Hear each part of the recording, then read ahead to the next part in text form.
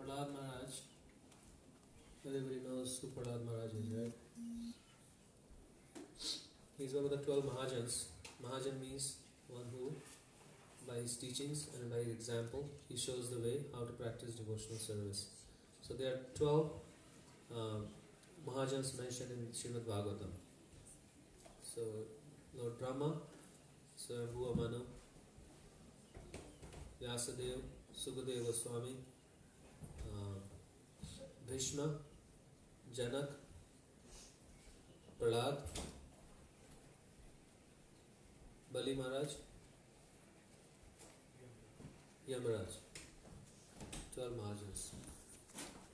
So by the example they show the path of devotional service. And devotional service is not sentimental, it's not based on our own whims and fancy. The path is given by the Mahajans. By their behavior and by the example, we try to follow, and then we are safe. Otherwise, if we try to follow our own sentiment or our own sentiments from our village or town or whatever, then we may get lost very quickly. So not giving the mind that room. That if I am practicing devotional service, then I should always follow the path of Mahajans.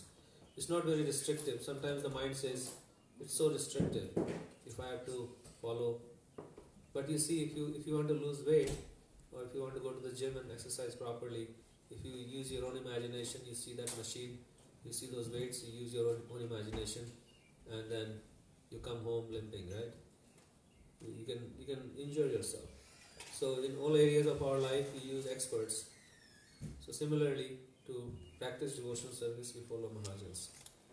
Prahlad Maharaj is very important because you'll see in the whole of Bhagavatam, there are so many devotees described.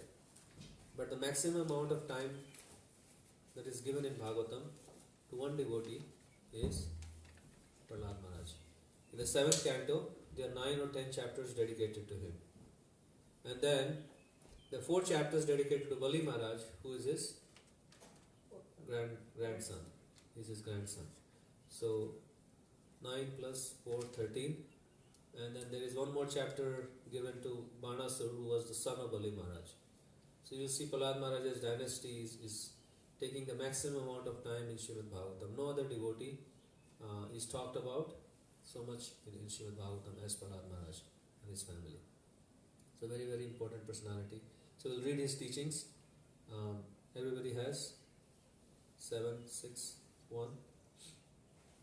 And this Prahlad Maharaj is teaching at the age of 5. He is teaching to his classmates. When the teachers would go away, at lunchtime he would collect all his friends, and instead of talking about this game and that game, he's talking about giving them some useful knowledge about Krishna. This is a very important verse, the first verse. It says, Komara acharet pragyo dharman bhagavataniha durlabham manusham janma taddapyat dhruvam arthadam. Prahlad Maharaj said, one who is sufficiently intelligent should use the human form of body from the very beginning of life. In other words, from the tender age of childhood, to practice the activities of devotional service, giving up all other engagements. The human body is most rarely achieved, and although temporary like other bodies, it is meaningful because in human life one can perform devotional service. Even a slight amount of sincere devotional service can give one complete perfection.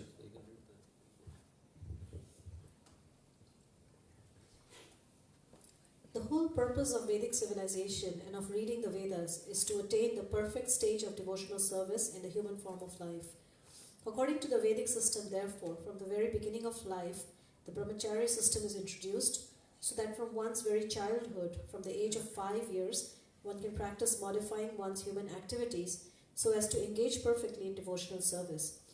As confirmed in Bhagavad Gita 2.40, Swa-alpamapi asya dharmasya trayate mahato bhayat. Even a little advancement on this path can protect one from the most dangerous type of fear. Modern civilization, not referring to the verdicts of Vedic literature, is so cruel to the members of human society that instead of teaching children to become brahmacharis, it teaches mothers to kill their children, even in the womb, on the plea of curbing the increase of population. And if by chance a child is saved, he is educated only for sense gratification. Gradually, throughout the entire world, human society is losing interest in the perfection of life.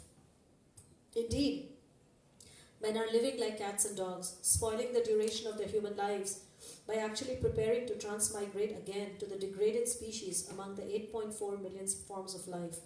The Krishna consciousness movement is anxious to serve human society by teaching people to perform devotional service, which can save a human being from being degraded again to animal life. As already stated by Prahlad Maharaj, Bhagavad Dharma consists of Shravanam, Kirtanam, Vishnu Smaranam, Padasevanam, Archanam, Vandanam, Dasyam, Sakhyam, Atma Nivedanam. In all the colleges, schools, and universities and at home, all children and youth should be taught to hear about the Supreme Personality of Godhead. In other words, they should be taught to hear the instructions of Bhagavad Gita, to put them into practice in their lives, and thus to become strong in devotional service, free from fear of being degraded to animal life. Following Bhagavad Dharma has been made extremely easy in this age of Kali. The Shastra says, Hare Nama, Hare Nama eva kevalam, Kalo nasti eva gatir anyatha. One need only chant the Hare Krishna Maha Mantra.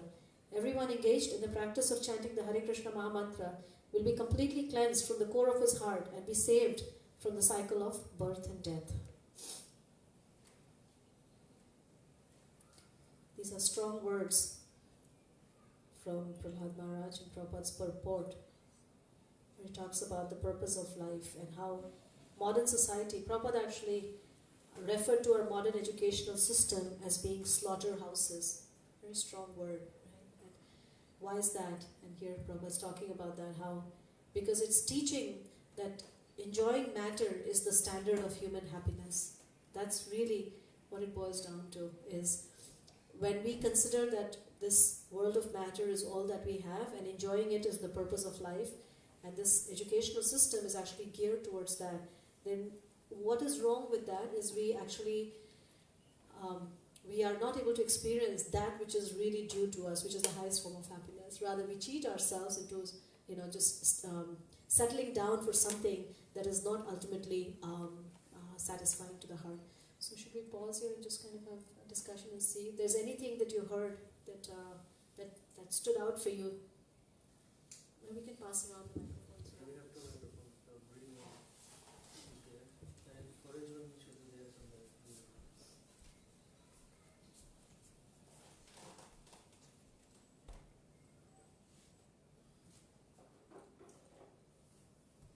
it the battery? So one on this side of the room, one on that side of the room. anybody have? Yes, sorry. Yes, It teaches Eric. Okay, Nitika and then Eric. Yeah. the point when it says, Turn the back. when it mentions that it teaches the woman to kill child in the womb. So yeah, that's very strong. Yeah. We say in Christianity, they practice that we should not kill the child, but in our Bhagavatam also it mentions the same. Yeah. It's in this time, in this age, it's a big discussion and in the political circle, this whole idea of pro-life, pro-choice. But yeah, there are karmic reactions to everything that we do, and the Srimad Bhagavatam states that this is a product, an act of something that is a result of life in Kali Yuga.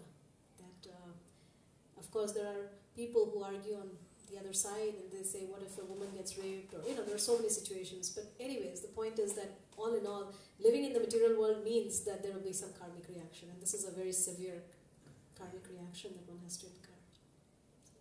Yes, Eric. Is this working? Yes, it is. Yes, it is. All right. Just interesting, your last comment before you asked for questions. I was just walking around today thinking about our educational system, which I now... Can you pull it closer to you? Yeah. How about like this? Yes. Okay. So I was walking around thinking about our educational system because now I am tangentially involved in it. I teach, it's going to end soon, but I teach a a class on English writing to children of Chinese immigrants in Walter Johnson High School. It's just a 1-hour class. And it's really made an impact on me because these kids, I mean, they're basically American kids. I think they speak English better than I do. I mean, seriously, they at least think more clearly than I do.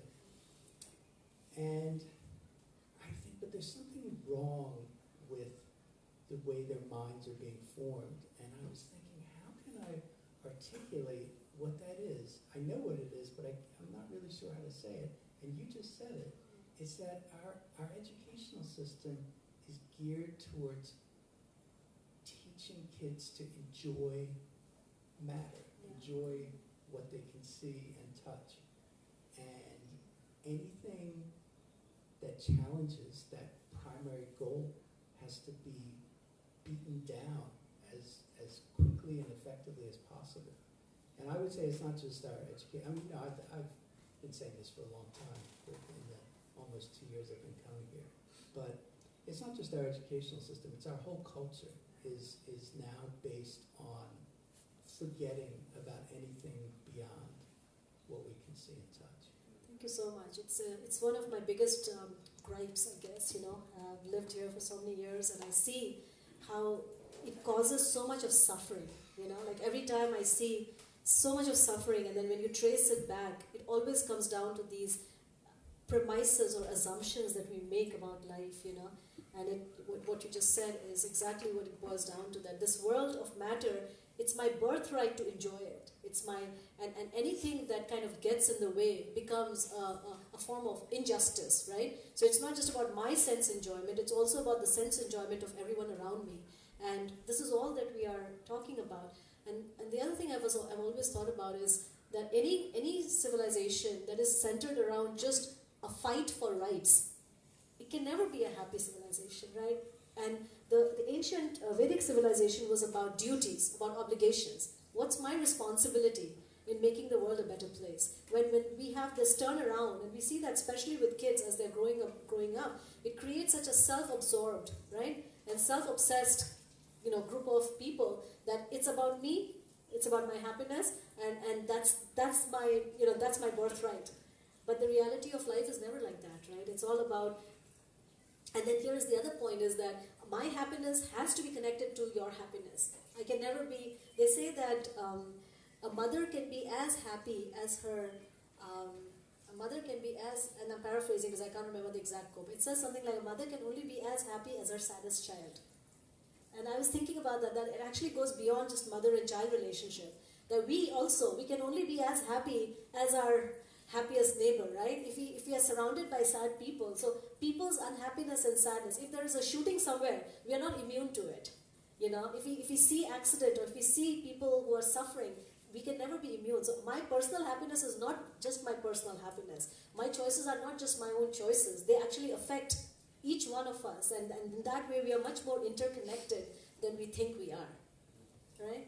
And so I guess our modern civilization just kind of says that it's you, your choices, your happiness, and that's like one bubble. But that bubble is always in relationship to other bubbles. And that's really why we live, they're saying that, there was an article I think in Time magazine, they said that loneliness is going to be the number one, cause, and will create so many diseases, and it's going to be a huge, huge problem. They say that loneliness is the new smoking or something like that. It already is. It already is. And the reason is not because we don't have people around, it's because everyone is self-contained, trying to be self-contained. And I guess this verse kind of turns that around on the head. It says, right from the Kaumaram means the age of 5. It says that right from the age of 5, Dharman Bhagavatani, it says, everyone should learn what is my dharma. Everybody should learn, a child should learn, an adult should learn. And whatever age we can pick up, we should learn what our dharma is. And our dharma is to work in conjunction with the desire of the Supreme Lord. That is the only platform of true happiness. Otherwise, we are like